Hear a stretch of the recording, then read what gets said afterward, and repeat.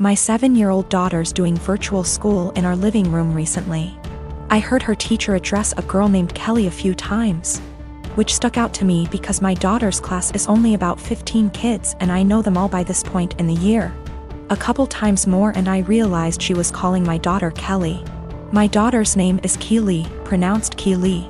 So after school was over I asked her if that had been happening all year in this teacher's class and she said it had and it really annoyed her. I asked her why she hadn't corrected the teacher if it annoyed her so much and she said she had repeatedly at the beginning of the year, but the teacher kept calling her Kelly, so eventually she gave up on reminding her. I sent the teacher a quick email explaining the misunderstanding but got no response. This teacher teaches a special subject, think music, gym, art, or language, not just one grade level. So my daughter will be in her classes for the next several years, so we couldn't just wait it out. And how moments like these are handled now will set the stage for how my kid deals with similar situations on her own in the working world. I encouraged my daughter to come to class early or stay later again, thinking maybe she hadn't heard or understood her last time. So a quiet one-on-one would be better. She got to the class early and she told her very politely that her name was Keely like really, instead of Kelly like jelly. And that people often get it confused, so she just wanted to clarify. So class starts and sure enough she gets called Kelly again almost immediately. So there's only so much self-advocation a 7-year-old can be expected to do. I just walked over and said, "Hi, this is Keely's dad. Hers name not Kelly. It's Keely." A few hours later I had an email in my inbox inviting my wife and I to a parent-teacher conference with the vice principal. The long and short of the meeting ended up being the school feels that while the teacher probably should have learned her name, that the real problem is she feels I challenged her authority by correcting her in class and that the names were similar enough for it to not have warranted such drastic action. That surprised me. I couldn't believe a meeting was necessary, let alone that it cast blame on us. I can't tell if I'm being that annoying, my kid matters most parent that my grandmother the school teacher always complained about, or if the teacher should just learn her damn name, because that's a basic part of her job. I'm 23. I've known I was adopted all along. For whatever reason I became obsessed with learning more about my birth parents at age 13. I was told all my life that my parents met both of my birth parents before I was officially adopted. My mom was white from South America and my dad was white from Italy. They specified these two locations to explain why I had tan skin. As I was growing up, certain things about my physical makeup made me more curious about my birth parents. My hair was kept short as a kid, but as a teen I wanted to experiment. I grew it out and it grew out curly. Big curls, but still curly. This upset my parents, so they asked that I not grow it out. When I moved away for college I began to let it grow again. I met my girlfriend in school. She is Black American, so she also helped me care for it. She once braided my hair before I FaceTimed my parents, who lost it on me for wearing it that way. Throughout my time in school I still searched for my birth mom but would always come up empty. My girlfriend hinted that there must have been a mistake with the information, even down to the name my parents claimed I had before they adopted me. She gifted me a DNA kit on my birthday that I didn't get around to until the lockdown hit. I didn't think anything would come of it because my parents weren't American, so I didn't know if it would work that way. So I sent it out of boredom and got my results weeks later, which have changed everything. I'm Black and Middle Eastern. I have light skin and my curl pattern is so loose that I hadn't considered it a sign before. I have ancestral ties to Iran, which can explain a more European facial structure. I'm sorry for my wording, I'm still learning. I sent my GF a screenshot and she called me right away. We were both stunned, though she long suspected. I tried to believe that my parents were innocently misinformed, but my girlfriend kept pointing out the inconsistencies. My parents claimed to have met my birth parents, therefore they couldn't have mistaken them for white. I confronted my parents, who became enraged at me for doing a DNA kit. I was very angry, yelling, swearing. They robbed me of my identity and hindered my search with their lies. My mom told me through tears that my racial background comes with a stigma that I passed, so she wanted me to have an easier life fitting in. My dad yelled at me that I had to abandon what I just learned. I rage broke my phone and left. My siblings have been hitting me up on social media reprimanding me for being upset because our parents' reasoning is sound. I do pass. I did have an easy life. I'm not asking to be part of a struggle all of a sudden. I just don't think I should have been lied to, and I think their reasoning is bullshit and racist. I'm just supposed to act like 10 years of me searching with the wrong info isn't that big of a deal? My parents admit that my mom was black. My oldest sister also recalls seeing my mom at some point. Both verify that she was black. Yes, they could be lying again. I have plans to continue to look into my background. My girlfriend was very hurt by their statements, so I chose to keep us both away from them. I don't understand how. I'm angry about being lied to and how that lie has made my effort into finding my birth parents completely void, while also rewriting my heritage. That's my girlfriend's stance as well. I'm tan enough that going to an all-white school still got me called slurs. Whatever issues my parents were trying to shield me from, it didn't work. Maybe this is a lie that I bought into alone. 2 of my siblings are trying to be supportive. I deactivated my Facebook and unfollowed some people on Instagram. I can't entertain the argument that I should forgive my parents and move on. I'm not there yet. I get that it makes me ungrateful for feeling this way.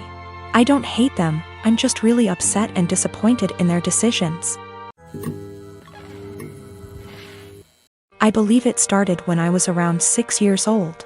My parents often had friends over in the house. I didn't know they were polyamorous OFC. One day I was outside playing, got hurt, and when I ran inside caught my parents making out with some random guy. They told me they have other adults that they love and it's a completely normal thing. Me being a child just accepted that. They gave up being secretive and their partners would constantly be around, even joining on outings. I remember that on my 10th birthday they invited 3 of their partners, one of who I'd never seen before. And for the rest of the day my parents just withdrew from my party and hung out with them. I never saw them doing anything explicit again, but they would kiss their partners, hug them, make flirty comments. Something that would be normal between parents, but with many more people. Sometimes I came home from school and my parents were gone and there was some random adult in our house. Some of them seemed surprised that my parents even had a child. I always hated it, but since my parents had told me this was normal, I assumed many adults probably did similar things and that it's just an adult thing all kids hate. Later they had less partners and eventually seemed to stop. Not that I'd know for sure. I moved out with 17. I didn't think about it anymore. A year ago I started therapy, other reasons. As usual, the topic of my upbringing came up and it brought back many feelings I wasn't aware of. I realized that although my parents were always good to me, I had never really felt close to any of them and still have a lot of resentment, that they made me feel like I had to compete for my parents' attention with random strangers. A while ago, I visited them and they told me they are going to take part in a documentary about polyamorous families, and that the producers would like to include interviews with the children. So they would love if I could agree and tell everyone that polyamory doesn't mess kids up. All my resentment bubbled up and I said that I cannot agree because I would not be able to say anything positive. My parents looked shocked. I had never brought this up before, and asked why, and I unloaded all, that I always felt pushed aside. We barely had any family time without strangers intruding. It turned into an argument and I became loud and yelled that the truth is it did me up and they shouldn't have had a child. My mother cried and my father said I should probably leave. So I left and was shaken up for the rest of the week, but also felt regret because I've never made my mom cry before. Later my father sent me a message that was like, "We are sorry you feel that way. Can we have a calm discussion about this soon?" Even though I tried to, it's like I can't reply. This argument brought something very emotional up in me. My husband doesn't like to go out much. It's not something that I've ever faulted him for or been mad at him about. We've never gotten in fights about it till now, and it's something he told me up front when we had first gotten in the relationship 4 years ago. I'm never going to be the kind of person that likes to go out a lot. I just want to hang out at home. And I of course said that it was fine because that's not a flaw to me, it's just a character trait. I used to suffer from depression due to a lot of traumas in my life. I found it really hard to go outside at all, and especially alone. I missed out on a lot of experiences because of this. In our first year of dating, he got me to have more confidence in myself, so I stopped hiding. I got a therapist and have been on a wonderful little antidepressant. We got married 1 year later and I'm still happier than I have ever been, and I'm incredibly grateful to have him in my life. That hasn't changed one bit. Now, I know that this isn't what he does. I know that he doesn't stay inside because he's depressed, it's because it's in his nature to be a house cat. And like I said, I'm still fine with that. Lately he's not okay with me doing this, though. If I ask him if he wants to see a movie with me and he said no, or the more common, I don't know, maybe, I'll usually ask him 2 more times, and then if he still says no, or maybe I'll go by myself. It's the same with going out to dinner, taking little classes, etc. We had fun with this at first. I would come home from doing the thing and then I would excitedly tell him what I'd done and the people I'd met. He'd happily listen and hug me and kiss me on the forehead. It was a really beautiful thing. At one point we called it My Little Adventures, and I would take Polaroid pictures and show them to him and then hang them on the kitchen wall.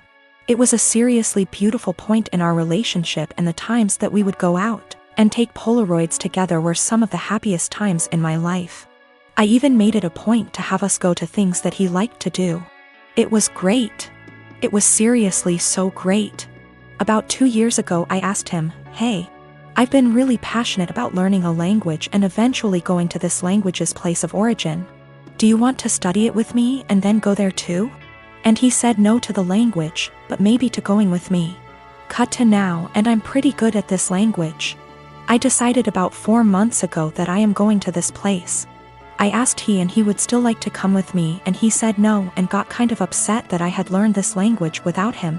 "You're the one that's going to know anything. There's really no point in me going." I was kind of taken aback because during the process he was really supportive. I didn't really push it, but I apologized and went somewhere else to clear my head about things, and we were fine later on that day. I bought the tickets for me and my mother to go to the place about 4 weeks ago, and ever since then, things have been really tense. If I ask him to do minor things, like come to the grocery store with me, he gets a bit of an attitude. I can tell that he knows this is ridiculous though, because he'll say sorry almost immediately and be sad and quiet the rest of the time. I've tried to talk to him about what's bothering him, but he keeps either saying that it's nothing and he doesn't want to talk about it, or will tell me not to press it and then get mad and leave. I don't know what to do at this point. Our relationship has been so great, but I can feel things being strained. I can feel him kind of slipping away. I don't know what to do. I thought about buying him a ticket to the place anyway and surprising him, because I really would love it if he could go with me, and I know for a fact it's somewhere he's always been interested in. But I also don't want to force him, because I hate forcing people to do things. However, I also don't want to stop having these experiences for myself just because he doesn't want to. I've never faulted him for wanting to be at home, so why is he faulting me for wanting to be outside? I don't know how to talk to him or what to say.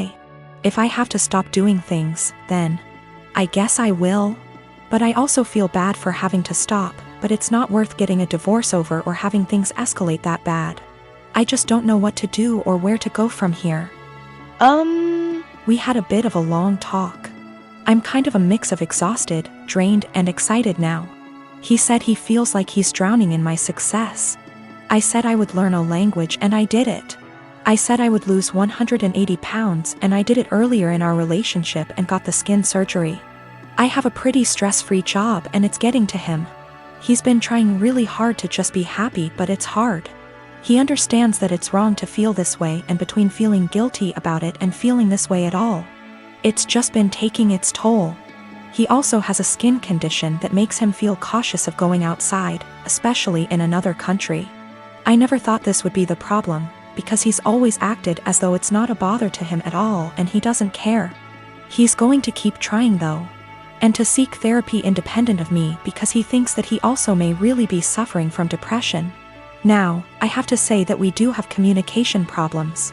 Our friendship, 2 years before dating, started off long distance in Antwerp, so we're still kind of better with text talking than out loud speaking. Sometimes we have a hard time saying when things are bothering us out loud, so we'll text it out and then read off of that text because we find it hard to verbalize, and sometimes we just take things harder than we should. We've agreed to go to marriage counseling and we're making an appointment together tomorrow, so there are good things afoot. For more good news, he's agreed to go on vacation with me and my mother. I messed up in this, too. I like to think that hearing maybe or other apathetic answers instead of just yes or no didn't bother me, but it did. And sometimes, as some people pointed out, I would get kind of passive-aggressive about it. I'd ask him simply because it meant that I tried at times. I'm not proud of it, but it happened. I'm going to work on that more in myself as well.